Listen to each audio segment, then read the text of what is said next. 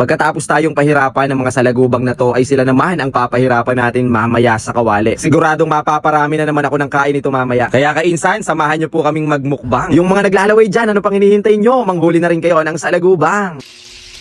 Kung magmumukbang kayo, mukbangin nyo salagubang. Talagang napakasarap. Yan, luto na po yung ating special salagubang. Siguradong napaka-sobrang sarap dito dahil pinrito na natin, inadobo pa. At malutong yan, syempre, siguradong pati ulo kakainin mo dyan. Syempre, kulang yan pag walang kanin. Kaya meron tayo nakareding kanin. Tara, chibog na tayo. Luto na, adobong tuyong-tuyo. Ayan. So, titikman na natin yung niluto ko kung gaano kasarap. Kaso may kulang. Kasama ko nga pala si Kuya JJ. Ayan, yun ang kulang nga sili. Tama siya. So, wala kasing siling Taiwan, kaya siling puking ganyong ginamit ko. Pero, ay, may nakalimutan pa ako. Paminta, di ko nalagyan. Pero, okay na. Huwag ka naman puminta. Saan? Tikman na natin mga kainsan. Ayan po. Okay, pasintabi po sa mga hindi kumakain ng mga salagubang. Skip nyo na lang tong video kung hindi po kayo kumakain ng salagubang. Pero kung matibay yung sikmura mo, ayan, napaka-sobrang sarap niyan. Okay, sa mga nakatikim na mga batang 90s, ayan, alam na alam yung pagkain ng salagubang. Ayan, kainin na natin. Ayun na si Mrs. Pumapapak na sa salagubang. 2,000 nga lang, alam na eh. Oo, 2,000 syempre. Pero syempre, yung mga batang 90s, kamukha ko, dating hindi kumakain ng salagubang, ngayon kumakain na rin. Sarap. Tapos kanin. ganyan lang. Tapos nakahuli din nga pala kami ng hipon. Sugpo, hindi hipon. Hindi po lang. Dati tayo kay Jay. Eto, nadapa kasi ko sa sapa. Pag angat kong ganon, may sugpo. Ayun, at ayan, nagkagulong-gulong kami doon. Ayan. Uli na tira niya. Ano to? Wala nang balat? Ayan, sugpo. Sarap. Masarap yung salagubang. Ha? Mas masarap daw yung salagubang kasi sugpo. Magkano kayo dito? Ito nga lahat, puro pampahaydod ang ulam mo. 500 lang kilo nito. Salagubang po, 1.5. Minsan pumapalo pa to ng 1.8 pag talaga paubos na. Napakamahal. Pumapalakpak ng 5 piso isang piraso. Dito. Pero sa ibang lugar, inaabot ng 10 piso isang yan. Grabe. Ay, yung mga ano na yun, mga itlogan. Nueva Vizcaya. Nueva Vizcaya sa lugar ng Labne. Kamahal, 10. Eto, pagkain ng mayaman. Kaso di ka naman mayaman. Pagkain ng mayaman, parang snack lang nila. Ano ba magandang bentahan? Per kilo o Per Per piraso. piraso. Per per piraso. piraso? Yung isang piraso nito, mahigit 1,000. Yung isang kilo nito, mahigit 1,000 piraso. Hindi, kung may nahuli ka na 1,000 sa 5 piso, 5,000 yun. O, di 5,000. Okay. And then, pagka mga bata lang nagtitinda, minsan 3 lang yun, no? Ayaw pa pumayag sa 2, mahirap daw manghuli kahit maliliit eh. Napakalutong. May tugan din ah. Huwag po kayo mandiri. Okay? Para matikman mo, ang gawin mo, pag naluto, pumikit ka, tapos kainin mo. Ngayon, saka mo i-feel yung lasa. Ako dati, di rin ako kumakain nito eh. Yan, di na Pero kumakain. kaya, napakain ako ni boss. Nanghuhuli siya ng salagubang pero di siya kumakain. So marami pa talagang medyo curious sa lasa ng salagubang. Para malaman mo na masarap talaga, tikman mo. Kapag ka natikman nyo to sa mga hindi kumakain pa ng salagubang jam, eh kahit na tag-araw na wala ng salagubang, Baka magano ka pa. Kaso nga lang, hinay-hinay din sa pagkain nito kasi nakaka high blood. Buti na lang ako hindi high blood, kaya kahit makakain ako 1,000 piraso niyan, buhay pa rin ako. Pero yung susohong hindi ko pa natitikman. Doon naman ako medyo nandidiri sa susohong. Nakatikim ka na ba nun? Isa rin masarap ang susohong. Depende sa So, ano lupa. lasa nito? Sa bagay, parehas galing sa lupa. Ano? Parehas lang sila. May mga... Nagkaiba lang, malalaki to. Sarap. Grabe.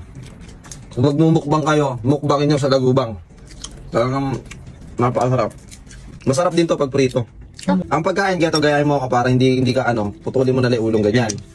Tapos, ang sarap. Ako, hindi ko natatanggalin yung ulo. Sarap yung ulo ya. Di ba? Sige. Ayan po, titikman na ni Colin. Ano binasa bibig mo? Kainin mo na. Ay, gala ko. Ayan. Nasabay tayo. Yan Ngayon mo na. Ano mo yung ulo? Tinanggal ko. Diba? Garapan na. Sabi ko sa'yo, masarap pa sa yan. Kung naman ikanin mo ngayon. Masarap pa sa hipon mo yan. Pero ang kagandahan dito, yung 1 kilo napakarami na. Dahil magaan lang to eh. Yung 1 kilo nito, abot na ng 1,000 mahigit. Oo. Piraso. Nung kami nanguhuli pa niyan, ang benta lang namin, Piso. piso. Sumunod, Nung una, kung ganun lang benta. tatlo, ay dalawa, tres. Ngayon, dos, isa. Ewan ko, nung nauwi ako na Nueva Vizcaya, meron nang huli sa Lagubang yung mga bata. Kung mo nagiinuman yung mga bayaw ko. Sabi ko, pabili ko sa Lagubang. Harap ng teteng, 10 piso isa. Naku po. Mahal. Baka bumili ka na. Nalaga 100 eh. Puspa, hindi mo lang sumakit sa bituka mo eh. 10 piraso lang. Oo. Bumili ko halaga 500 eh. 50 piraso lang. Bilang na bilang mo. Kaya nga. Sa amin ka ako, dos lang yan. Kaya mapipilitan ka manghuli. Dahil napaka-mahal. Pero yung iba talaga, yung hindi na maharap. Yung maraming pera, syempre. Okay, so, bibili na lang sila. Kuha mo ko. Ito pa, kakainin ko kay JJ, may pakpak pa. Ayan natin, tingnan mo. May pakpak pa yan ha. Okay, tignan nyo natin kung makain mo. Ah. Pwede mo naman igawa. Wala nga, wala pa. Pero Ay, lutong. harap. Eh? Kahit may pakpak, pwede na. Kinain. Malutong pa yung bawak. Sigurado marami naglalaway ngayon sa Lagubang. Yung mga nag-aantay pa lang sumabot sa lugar nila. Konti na lang. 200 piraso yan. Hindi mo mamamalayan pagka kumakain ka nito, pag sinasabayan mo ng kanin. Pero mas mapaparami ka syempre pag walang kanin. May mga kilala ko nito, nakakaubos na 1,000 piraso. High blood yun. High blood. Tapos, mas mapaparami ka pa pag maanghang. Ikadaya ng dalawang boss ko. Hindi na kumakain ng kanin, puro sa Lagubang na lang. May itlogan din. Meron. Sarap. Busin nyo na yan. Bukas manghuli ulit. Kaya hindi po kami nanghuli ngayon. Kasi ang dami pa namin sa Lagubang. Eto nga, tiis ako sa pagtatrabaho ko bukas. Ngayon, no? Panguhuli na lang din ako sa Lagubang. Ayun, oh. Kasi doon huli ko ng huli pero hindi ako kumakain. Ngayon, Binibenta ko lang. Nung natikman mo, Ngayon natikman ko ito. Mas kitag-araw nito, baka mahuli ko. masarap, Adep. Pakataban sa akin no? Tignan mo. Wow nga, grabe, itlogan, no? Nung araw daw kasi, hindi pa uso yung mga karne-karne na ganyan. May, ano ka lang, may mantika ka lang pamprito. Kahit anong lumabas sa laman lupa na mga insekto kinakain. Kaya ngayon, nakasanayan na. Alam ko, di pa lulubay. Hanggang ngayon, marami pa kumakain ng salagubang. Binago ko yung, yung proseso. Mas maganda po na pagka nilinis mo, i-freezer mo muna para malutong talaga. Okay, tsaka mo prito. Pagka kauhuli mo lang, tsaka mo pinarito, napakahirap palutungin. Makunat. Naparami ka ng kain sa salagubang ah. Dito po, si Kuya Jay po, first time kumain ng salagubang niyam. No kaya makakain ko pa yan sa labas. Meron pa ako niluto doon, 100 piraso. Sa mga high blood na kakain nito, mag-kain ng suka. Pwede nyo sa suka. Para Ay, hindi pwede. kayo tamaan. The best, oo. Pero yung suka nyo, kailangan walang bitchin. Kasi pag nilagyan ng bitchin, tatamaan din kayo kahit sa suka yung sinausaw. Magandang tips yun mga kainsan. Kung sakali na hindi mo alam na mapaparami ka, so maglagay ka ng sausawan ng suka. Pwede rin yung yung Del Monte. Yung nakabote. Pwede rin yun pagkatapos mong kumain. Di ba? Kasi baka pagka natikman mo to kung mga Ako, mabibitin sa sandang piraso lang, baka mabitin pa sila. mabibitin, pagka konti lang. Siguro na ako, mga 50 piraso. 50. Si boss daw, naka 50 na ako, ba hindi lang. Meron ka pang 100 piraso doon. Meron pa ako doon sa labas. Masarap mga kainsan. Tikman niyo po. Hindi po kami nagsisinungaling. Pagkain lang ito na may pera. Oo, pagkain tama, may pagkain na may pera. Kaya kung marunong ka manghuli, kahit wala kang pera, makakain mo to. Buntis nga si Kate no, nanguhuli kami na sa Lagubang. No? Siyempre, yung iba, pagka medyo kapos, ibibenta mo. So ako noon, nung nakakahuli ko, nung baby pa si Hulin, binibenta ko sa tito namin.